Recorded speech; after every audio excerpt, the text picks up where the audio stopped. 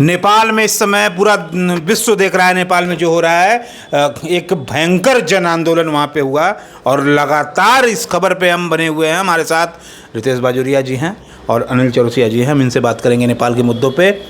जल रहा है नेपाल। बिल्कुल आप सही कह रहे हैं, नेपाल जल रहा है और ये सोशल मीडिया की देन है।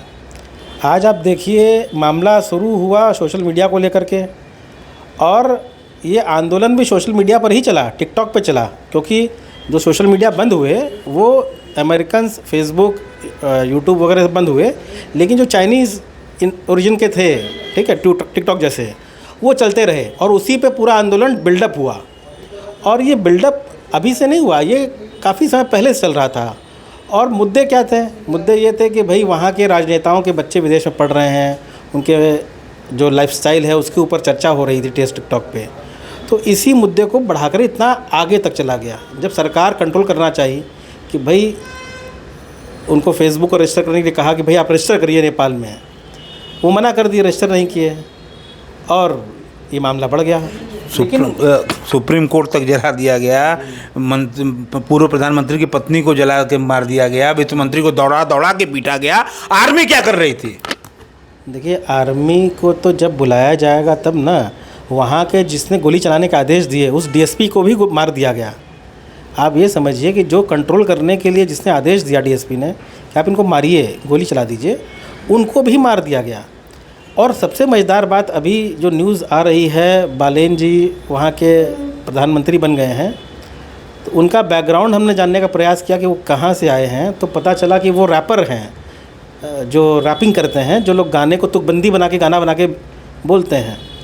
तो एक विश्व में एक बड़ी विचित्र स्थिति चल रही है, जिनका पॉलिटिक्स से कोई लेना देना नहीं, और एक ऐसा आदर्शवाद खड़ा कर रहे हैं लोग अपनी बातों से सिर्फ, ठीक है, जिनका कर्मों से उन्होंने सिद्ध नहीं किया। भारत में जो नेता हुए, महात्मा गांधी हुए, सुभाष चंद्र बोस हुए, या नेहरू हों या कोई भी हों, आज के डेट में चाहे राहुल गांधी को ही आप ले लीजिए, ठीक है, आज मैदान में उतर के जनता के बीच में जाके आंदोलन कर रहे हैं। चाहे लालू यादव हों, भ्रष्ट ही सही, कैसे भी हों, लेकिन ये नेता जनता के बीच में जाके अपनी पकड़ रखते थे। जयप्रकाश नारायण हो, चाहे जो भी नारायण, आप अच्छे बुरे जैसा भी आप नाम लीजिए, ठीक है, अच्छे बुरा का हम लोग यहाँ तय नहीं कर रहे हैं।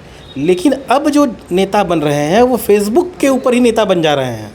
जनता के बीच में उन्होंने कोई काम नहीं किया है, कोई जनता से कनेक्ट नहीं है, सिर्फ अपनी बातों से रैपिंग करके। या भगवंत मान पंजाब में कॉमेडियन थे, यूक्रेन के राष्ट्रपति। नेपाल की बात हम करें और नेपाल में जिस तरह से स्थिति बनी हुई है, कुछ लोग कह रहे हैं कि उनकी अर्थव्यवस्था को सुधरने में बड़ा टाइम लग जाएगा। देखिए, अर्थव्यवस्था नेपाल की पहले से ही गड़बड़ है। भारत और नेपाल के बीच में एक 60,000 मेगावाट का पुराना बिजली का एग्रीमेंट है। वहाँ महाकाली नदी और 2 नदियाँ बड़ी हैं और कई प्रकार के वहाँ जल स्रोत हैं। तो उस पर भारत ने एग्रीमेंट कर रखा था।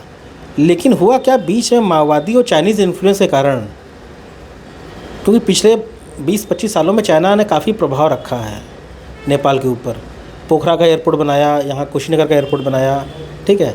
लेकिन ये सब एयरपोर्ट बनाने के बाद, क्योंकि एक नेपाल की इकॉनमी पूरी तरह से भारत से जुड़ी हुई है, उनकी कनेक्टिविटी भारत से है, उनके व्यवस्थाएं सभी कुछ भारत से ही जुड़ी हुई हैं, चाहे वो बिहार के रास्ते हों, चाहे गोरखपुर नौतनवा के रास्ते हों, या उधर जो उत्तराखंड का मार्ग है वहाँ से। सोशल मीडिया बंद होने पर इतना बड़ा आंदोलन किस तरह देखते हैं?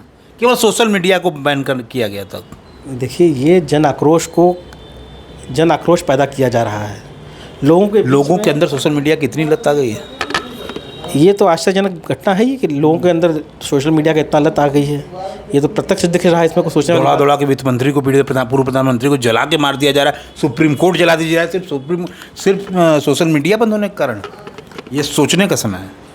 लोग जो है आदती हो चुके हैं और इतने मतलब एडिक्ट हो गए हैं सोशल मीडिया के लिए कि उनको आज के डेट में आप भोजन दीजिए या मत दीजिए, लेकिन मोबाइल उनको चाहिए। और वो सोशल मीडिया मतलब आप समझ लीजिए कि ट्रेडिशन को ख़त्म कर रहा है, पूरे मतलब आने वाली पीढ़ी को बर्बाद कर रहा है। लेकिन आज की पीढ़ी उस चीज़ को समझने को राज़ी नहीं है।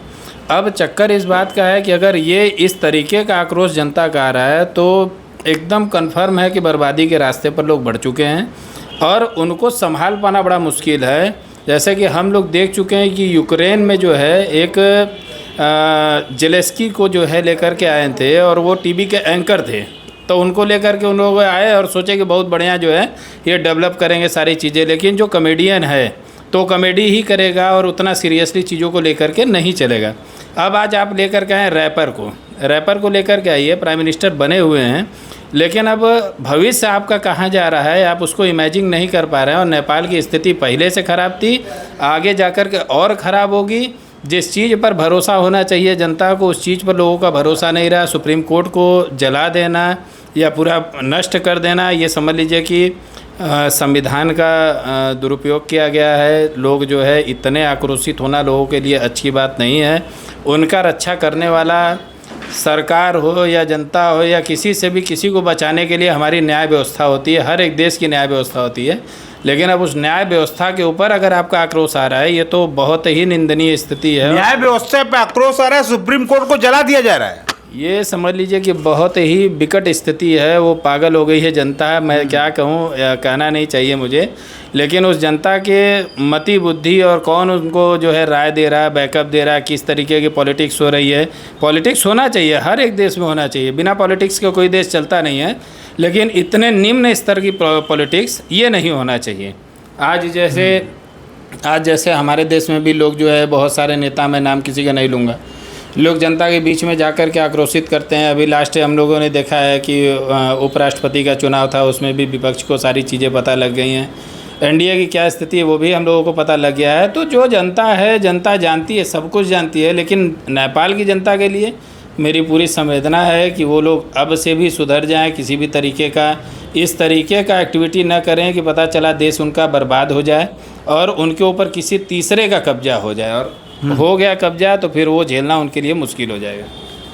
कुछ धर्मगुरु ये कह रहे हैं कि ओली ने एक बयान दिया, ओली ने कहा कि राम का जन्म अयोध्या में नहीं हुआ था और नेपाल के राजकुमार हैं, तो ऐसे बयान देंगे तो भुगतना तो पड़ेगा ही। देखिए अब क्या कहा जाए इस विषय पे, तो बड़ी हास्यास्पद विषय है। और ओली महोदय स्वयं कम्युनिस्ट विचारधारा के हैं, चाइनीज़ इन्फ्लुएंस के अंदर वो रहते हैं, तो उनके बयानों का कोई महत्व नहीं है। वो कुछ भी कह दें उसका कोई इतिहास अगर वो जानना समझना चाहेंगे, इतिहास को वो बोलेंगे। सीता तो नेपाल की थी नहीं, जनकपुर तो नेपाल का है ही है हिस्सा, ये तो सभी लोग मानते हैं। वहाँ भगवान दर्शन हम लोग जाते हैं, हम स्वयं दर्शन करने वहाँ गए हैं, सीता जी के महल में दर्शन किए हैं, वहाँ पे पूजन अर्चन जो भी है वो किया हम लोगों ने, जनकपुर में है, और वहाँ तक तो डायरेक्ट ट्रेन जाती है। हिंदू राष्ट्र था नेपाल जी। 17 सालों में 12 प्रधानमंत्री बदले गए। 17 साल पहले वहाँ लोकतंत्र स्थापित हुआ, 12 प्रधानमंत्री बदले गए, स्थायी सरकार है ही नहीं। देखिए ये समस्या है पूर्ण रूप से जब विदेशी प्रभाव किसी भी धरती पे पड़ता है, ये नेपाल की हो चाहे भारत हो या कोई अन्य देश हो, जब विदेशी प्रभाव में लोकल लोग आते हैं, या यूँ समझिए कि आपके घर के अंदर हमारा प्रभाव शुरू हो जाए, आपके पत्नी बच्चे हमारे प्रभाव में हो जाएं, तो आपका स्थिति क्या होगी। तो वो पूरे देश में वही चीज़ लागू होती है।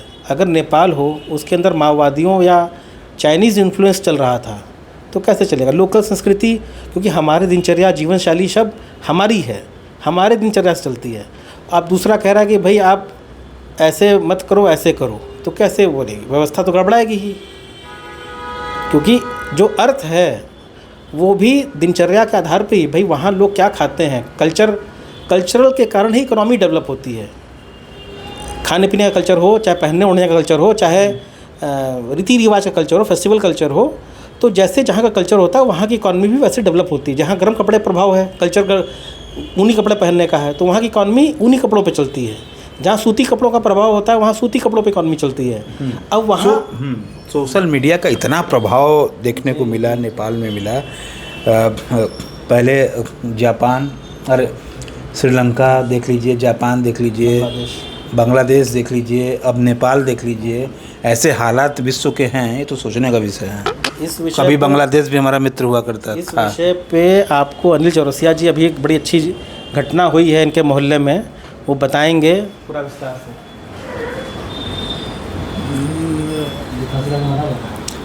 हाँ, ये तो बात सही है। अब तो हम लोग जो है मार्केट में रहते हैं, मोहल्ले में, समाज में देख रहे हैं क्या स्थिति हो गई है। मतलब आप समझ लीजिए कि सोशल मीडिया और ये जो सारी चीज़ें चल रही हैं।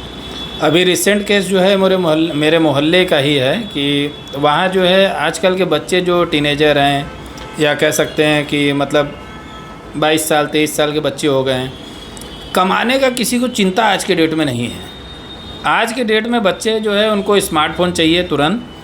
माँ बाप चाहे जो भी कर रहे हो, जैसे भी कर रहे हो, उनको कोई मतलब नहीं है, और माँ बाप की मजबूरी हो गई कि स्मार्टफोन दिलवा दे रहे हैं।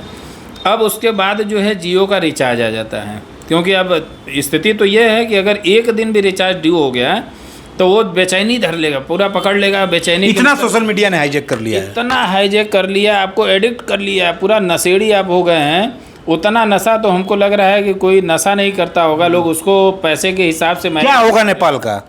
नेपाल की स्थिति बहुत ख़राब है। अब देखिए आने वाला जो समय है अब उसको हम लोग को देखना है, और दिशाहीन राजनीति हो चुकी है और शुरू से होती आई है।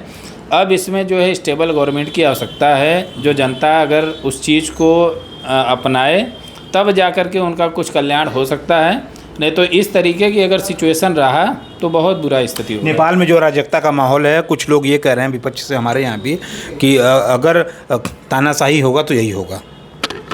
देखिए तानाशाही क्या थी, समझने की बात है ना। जनता ने चुनाव से अपने नेता चुने, ठीक है, और फिर उन्हीं नेताओं को चुनने के बाद आप कह रहे हैं कि तानाशाही हो रही है। तो नेता को चुने, नेता उस तरह से काम नहीं कर रहा था ना भाई, ऐसा कुछ अगर लोग नहीं काम कर तो रहे, क्यों इतना बड़ा जन आक्रोश हुआ? तो कुछ तो जनता के अंदर नाराजगी थी। नहीं, देखिए बात समझिए, हम क्या कह रहे हैं बार बार कि कई प्रकार के चुनाव होते हैं। जैसे भारत की अगर बात करते हैं हम लोग, तो भारत में राज्य स्तर के चुनाव होते हैं, केंद्र स्तर के चुनाव होते हैं, और लोकल म्यूनसिपल कॉर्पोरेशन। नेपाल पे हम रहे नहीं, नेपाल हो चाहे भारत हो, व्यवस्था तो एक ही है, चुनाव की व्यवस्था, ठीक है। लोकतंत्र वहाँ यहाँ भी है। वहाँ राजशाही जब थी तब तो कोई समस्या नहीं थी, लेकिन जब से लोकतंत्र, राजशाही में कोई समस्या नहीं थी। किंग ज्ञानेंद्र जब मारे गए महल के अंदर गोलियों से, AK-47 से भून दिए गए, पूरा राज परिवार भून दिया गया, तब तो नेपाल में कोई समस्या नहीं थी, ठीक है। ज्ञानेंद्र के हटने के बाद जब माओवादी सरकार आई तभी समस्या उत्पन्न हुई। माओवाद ने किसी प्रकार का समाधान नहीं दिया। और भारत के अंदर भी जब चुनाव के द्वारा चुने हुई सरकार आ रही है बार बार, तो आप उस सरकार को तानाशाह क्यों बोल रहे हैं? ये अधिकार तो जनता को नहीं है। तो ये थे हमारे साथ रितेश बाजोरिया जी, और नेपाल पे ही हम बात कर रहे हैं, और लगातार हम बने हुए हैं। देश की बात के लिए जितेंद्र यादव, धन्यवाद।